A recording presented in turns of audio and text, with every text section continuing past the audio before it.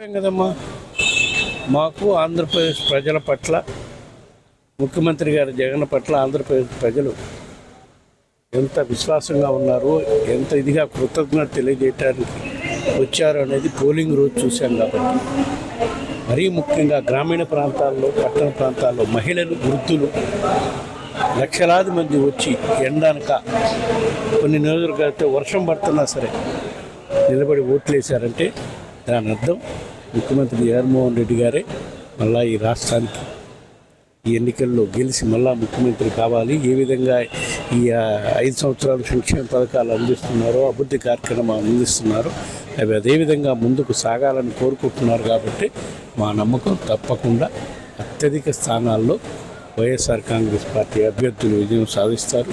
లోగడ చెప్పినట్టుగానే రేపు 9వ తారీఖు ఉదయం సుమారుగా 9:30 నుంచి 11:30 లోపు విశాఖపట్నంలోని మా పార్టీ అధ్యక్షుడు జగన్మోహన్ రెడ్డి గారు మళ్ళా ముఖ్యమంత్రిగా ప్రమాణ స్వీకారం కార్యక్రమం జరుగుతుంది.